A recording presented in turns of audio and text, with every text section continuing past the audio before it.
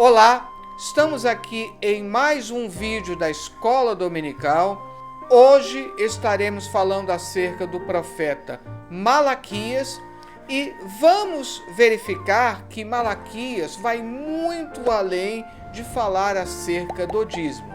Não deixe de se inscrever no canal, deixe o seu like, deixe também suas sugestões, comentários, dúvidas e não deixe de assistir o vídeo até o final. Estaremos então falando acerca da lição 13, Malaquias, um alerta sobre o perigo da prática religiosa vazia e sem vida. Texto áureo: então vereis outra vez a diferença entre o justo e o ímpio, entre o que serve a Deus e o que o não serve. Malaquias 3:18. Verdade aplicada: é preciso permanente vigilância e andar em espírito para o discípulo de Cristo não se tornar frio, indiferente, superficial e relaxado na vida de adoração a Deus. Texto de referência: Malaquias capítulo 1. Peso da palavra do Senhor contra Israel pelo ministério de Malaquias. E aqui destaque para a palavra hebraica massá, que é mais adequadamente traduzida como pronunciamento, mas que na Almeida ela vem traduzida como peso. Malaquias 3:1. Eis que eu envio o meu anjo, que preparará o caminho diante de mim. E, de repente, virá ao seu templo o Senhor, a quem vós buscais, o anjo do concerto, a quem vós desejais. Eis que vem, diz o Senhor dos exércitos. Malaquias 3:6. Porque eu, o Senhor, não mudo. Por isso vós, ó filhos de Jacó, não sois consumidos. E Malaquias 4:6. E converterá o coração dos pais aos filhos e o coração dos filhos a seus pais, para que eu não venha e fira a terra com maldição. Motivo de oração: ore a Deus para não deixar que a apatia espiritual tome conta do seu coração. Ponto de partida: cuidado com a apatia espiritual. Introdução: Malaquias é o último profeta do Antigo Testamento e a sua mensagem é sobre arrependimento e juízo, mas também é uma mensagem de esperança, restauração e salvação. Primeiro tópico: o cenário da mensagem do profeta Malaquias. No tempo de Malaquias, os judeus já tinham voltado da Babilônia há cerca de 100 anos. Estavam curados da idolatria, mas indiferentes à casa de Deus. Os sacerdotes tinham se tornado negligentes em suas funções. Os sacrifícios eram de qualidade inferior, não atendendo às exigências divinas para tal. O dízimo era negligenciado e tinham voltado à antiga prática de misturarem-se com povos idólatras pelo casamento, como nós vemos lá em Esdras 9. Eles não voltaram à idolatria, mas havia surgido um espírito de mundanismo entre o povo. Subtópico 1.1.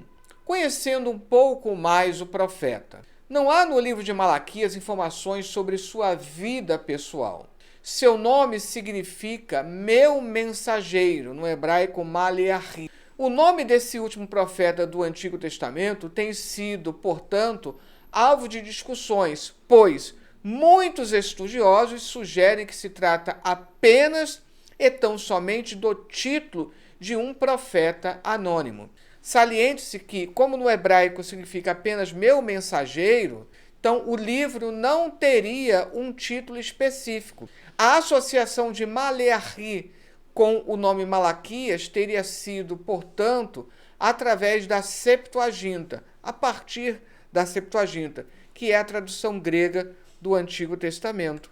Outros dizem que de fato é um nome próprio. Na verdade, são poucos que ainda insistem nisso. Isso deve ao fato de os profetas serem chamados de, genericamente, mensageiros do Senhor, porque o nome Maleahi pode tanto significar meu anjo como meu mensageiro. A data que o profeta viveu e escreveu seu livro também é incerta. O Targum, que é a tradução para o aramaico do Antigo Testamento, identificou este profeta anônimo com Esdras. Tornou-se comum na tradição judaica, então, essa associação. São Jerônimo seguiu esta opinião. Jerônimo se tornou conhecido por traduzir a Bíblia para o latim.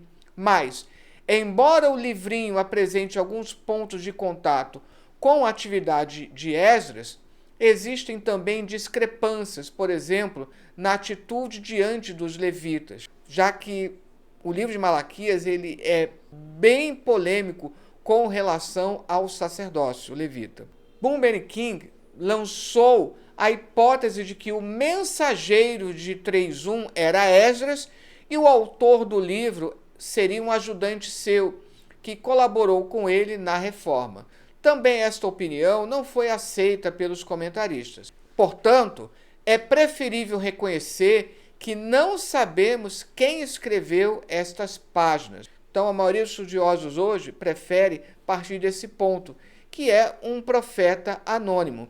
Quanto à época, podemos captá-la através delas. A indiferença do povo chegou ao máximo. Desanimado ao ver que as antigas promessas continuam sem se cumprir, o povo cai na apatia e na absoluta falta de confiança em Deus. Duvida de seu amor, de sua justiça, de seu interesse por Judá.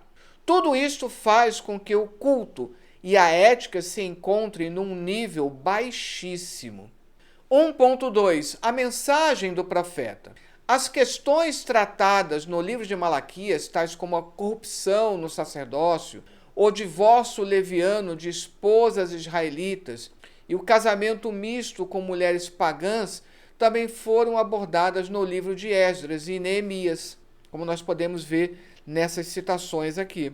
Assim, segundo o Manual Bíblico e a Introdução ao Estudo do Antigo Testamento, ambos da CPAD, a partir da descrição apresentada por Malaquias em sua mensagem, é provável que tenha exercido seu ministério profético aproximadamente entre 450 e 435 a.C. Pelo menos essa é a posição tradicional.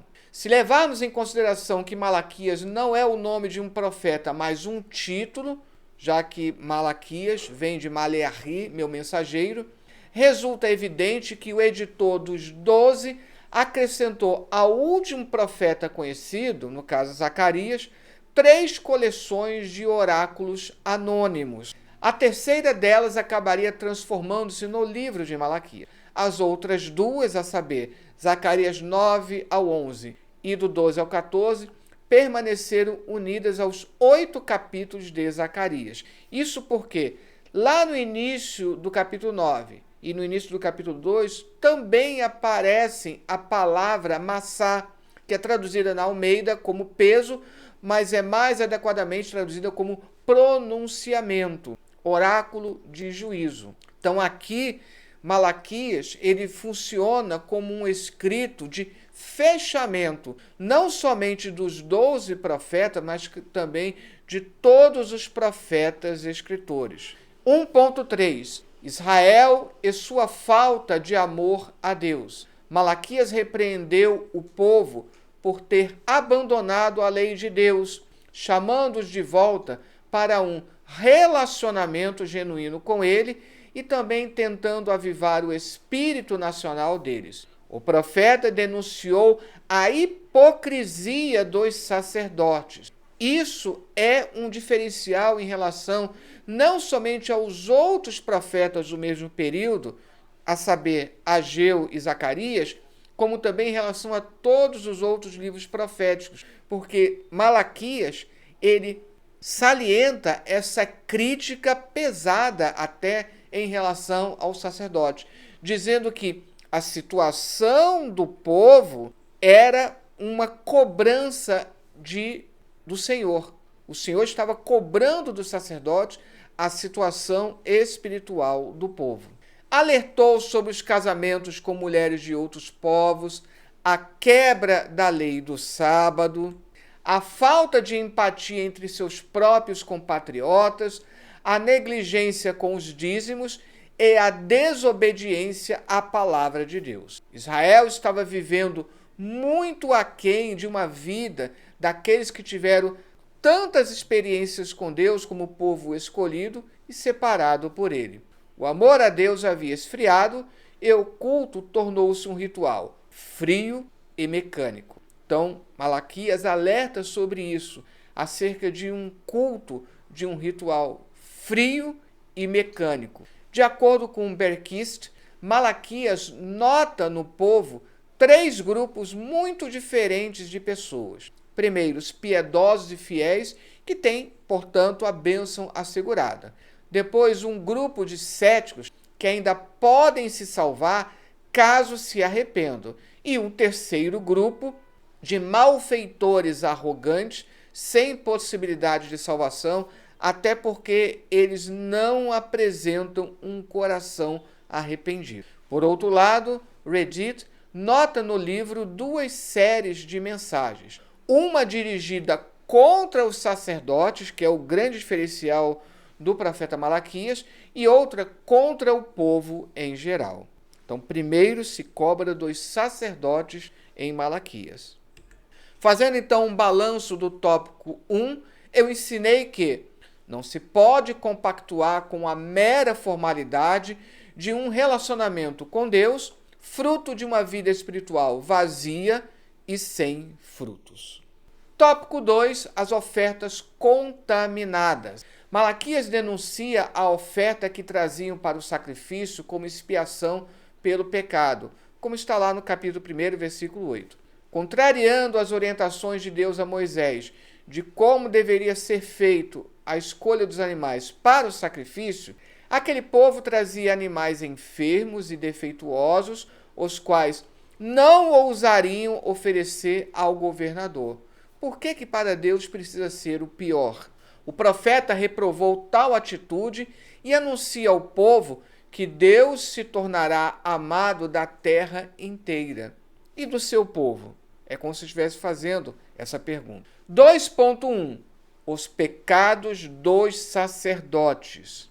Os sacerdotes que deveriam ensinar e guiar o povo na retidão, como está lá no capítulo 2, versículo 7, eram os responsáveis por aquela situação deplorável. Haviam se tornado corruptos e tão mercenários que a palavra sacerdote era alvo de desprezo entre o povo. Como hoje, para muitos, a palavra pastor soa também estranha, devido àqueles que tornam o cargo mal afamado. Preocupados com seus objetivos pessoais, os sacerdotes deixaram de exercer o ministério para o qual foram consagrados. O julgamento do Senhor purificará os sacerdotes, cuja relação com o Senhor recebe atenção especial em Malaquias. Pelas impropriedades ligadas ao culto, os sacerdotes tinham prejudicado a relação especial de conserto com Deus.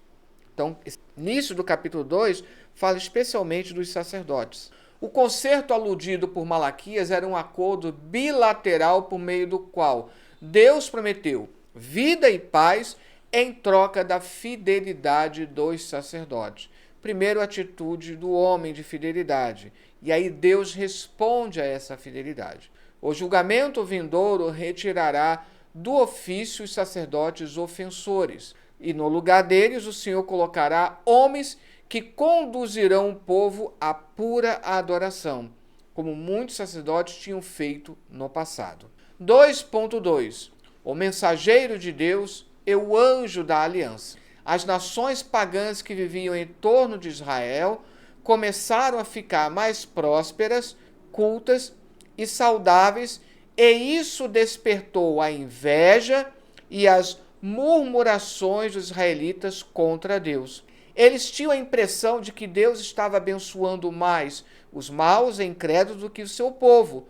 Por isso começaram a duvidar do poder e da justiça de Deus. Nunca podemos duvidar do poder e da justiça de Deus. O questionamento deles era: qualquer que faz o mal passa por bom aos olhos do Senhor, e desses é que ele se agrada. Ou, onde está o Deus do juízo? Lá em Malaquias 2,17. É uma pergunta até ofensiva. Tal questionamento logo encontra sua resposta nos primeiros versículos do capítulo 3. O título Meu Mensageiro e a profecia anunciada são aplicadas a João Batista lá no início do Evangelho de Marcos. E depois isso é feito igualmente por Mateus e Lucas. Quanto ao anjo da aliança, segundo os estudiosos, é o próprio Senhor Jesus Cristo, antes do seu nascimento na forma humana. O contexto refere-se à primeira vinda de Jesus ao mundo com o objetivo de restaurar o verdadeiro e aceitável culto a Deus. Por causa da contaminação no templo com avareza, inveja, arrogância, incredulidade, egoísmo e etc., já não poderia ser chamado de casa de Deus. Isso é muito triste. Assim sendo, o templo foi destruído no ano 70 depois de Cristo. Aqui aparece AC, mas está com erro. E em seu lugar, Jesus oferece seu corpo como sacrifício na nova aliança. A partir de então, todos os cristãos em todas as partes do mundo que o aceitam como Senhor e Salvador constituem-se no templo do Espírito Santo de Deus. Parecia que Deus favorecia os maus, e tanto Jeremias como Abacuque puseram em dúvida a providência divina, enquanto ao mesmo tempo mantinham sua fé na justiça final de Deus. Os contemporâneos de Malaquias, por sua vez, tinham se tornado cínicos e incrédulos. E porque tinham desistido de levar o bem e o mal a sério, o profeta os coloca diante do julgamento vindouro. É digno de nota que ele tenta apresentar uma doutrina da justiça divina para justificar as atitudes de Deus, falando de Malaquias. Isso falaria somente à mente, e o profeta sabia que precisava reavivar a consciência. 2.3. O dia vindouro do Senhor. A derradeira profecia do Antigo Testamento proclama uma palavra de esperança para o futuro dos crentes em Jesus de todos os povos, nações e culturas. Prediz o retorno de Elias, que foi levado vivo ao céu. Jesus indicou João Batista como Elias que anunciou o Messias. Jesus fala claramente isso. Ele é o Elias que deveria vir. João Batista pregou e profetizou no poder e no espírito de Elias. Nesses versículos finais de Malaquias, a menção de Moisés e Elias tem o intuito de falar da lei e dos profetas, ou seja, lembrai-vos de tudo aquilo que está escrito no Antigo Testamento e que será explicado, esclarecido dentro do Novo Testamento. 4 vezes Malaquias olha à frente para o dia do Senhor. Lembrem, já falamos sobre isso. O dia do Senhor é esse tema recorrente nos profetas. Seria como uma fornalha ardente que consumiria os perversos, mas para os que temiam ao Senhor seria dia de alegria, quando o sol da justiça, o Messias, se levantaria trazendo salvação. Só um adendo aqui. Alguns entendem que talvez por conta dessa menção do sol da justiça e que a tradição cristã aplicou ao Senhor Jesus, é que a data do Natal teria sido fixada em 25 de dezembro, porque 25 de dezembro se comemorava entre os romanos o dia do sol invicto. Não se sabe qual é a data exata do nascimento de Jesus, mas a tradição cristã colocou no dia 25 de dezembro. E alguns conjecturam que talvez tenha relação com essa passagem de Malaquias. O mesmo sol que destrói alguns traz raios benéficos para outros, símbolos de Jesus Cristo como Salvador e Juiz. O julgamento ameaçado não era inevitável. As chamadas ao arrependimento, pontuadas ao longo do livro, dão a entender que o castigo poderia ser evitado. O Senhor anunciou que ele enviaria o mensageiro profético, Elias, antes de julgar o povo. A tarefa de Elias será preparar o caminho para a vinda do Senhor e trazer restauração à sociedade de forma que o julgamento fosse enviado. O cristianismo entende que isso já se cumpriu na figura de João Batista, mas o judaísmo entende que Elias ainda virá de fato. E há aqueles que associam essa vinda de Elias de fato, talvez com uma das testemunhas lá de Apocalipse. Mas só isso já mereceria uma aula inteira acerca desse tópico. Fazendo então um balanço do tópico 2, eu ensinei que o Antigo Testamento termina com maldição para os desobedientes. A última palavra do Antigo Testamento é maldição, mas o Novo Testamento inaugura o tempo de graça para os remidos. Tópico 3, Malaquias para hoje. Malaquias ainda fala ao mundo moderno sobre a necessidade de manter a prática da fé alinhada a um verdadeiro relacionamento com Deus. É um alerta para que se tenha cuidado com o mero formalismo religioso. 3.1. Uma palavra de conforto. Malaquias encerra sua mensagem falando da diferença entre o justo e o injusto.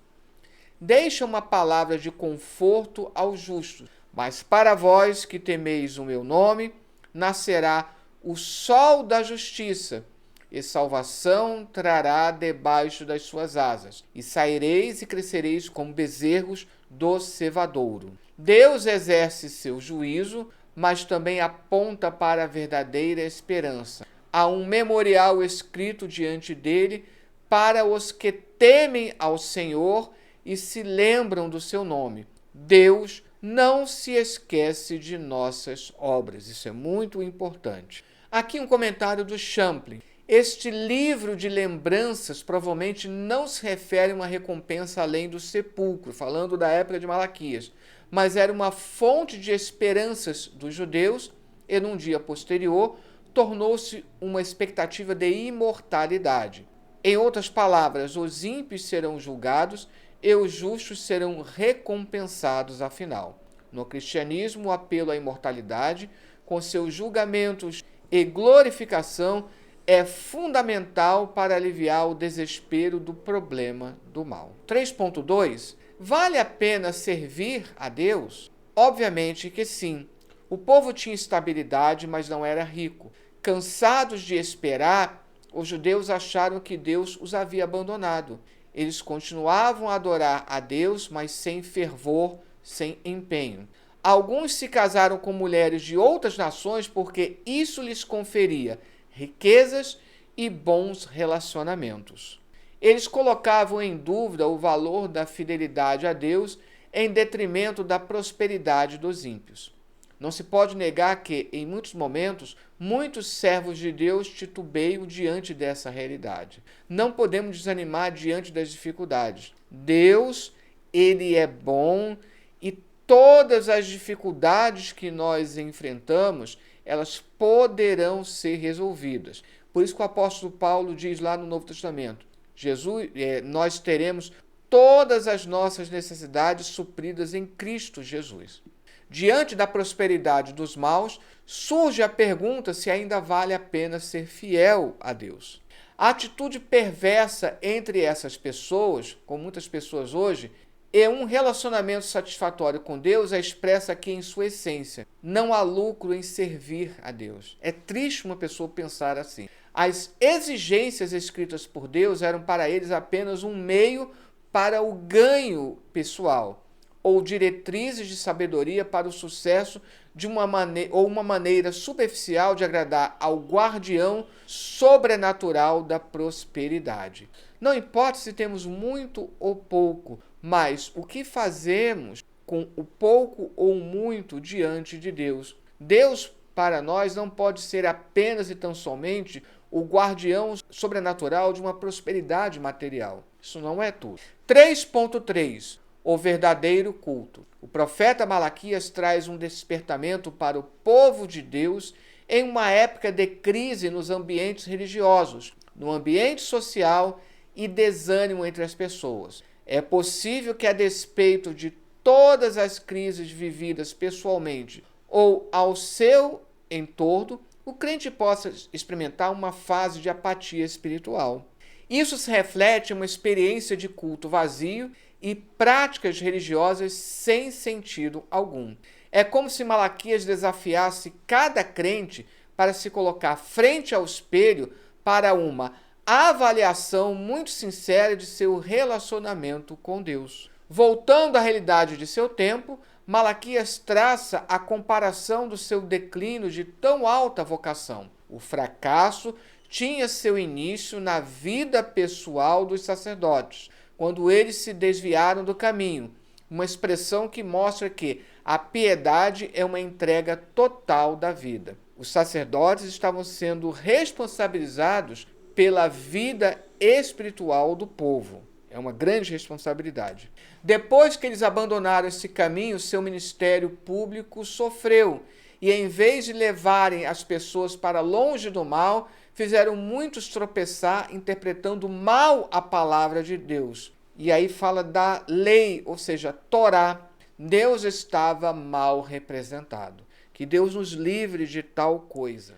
Fazendo então um balanço do tópico 3, eu ensinei que o amor a Deus deve ser demonstrado com um modo de vida coerente entre aqueles que o obedecem, daqueles que deliberadamente o rejeitam. Conclusão, vimos nesse trimestre que os profetas pregavam o arrependimento como requisito indispensável para o perdão de Deus e o cumprimento de suas promessas. E aqui, mais uma vez, eu mostro toda a bibliografia que eu utilizei durante essa lição e quero aqui agradecer a todos que nos acompanharam durante todo o trimestre. E assim, nos vemos novamente no próximo trimestre e que Deus abençoe.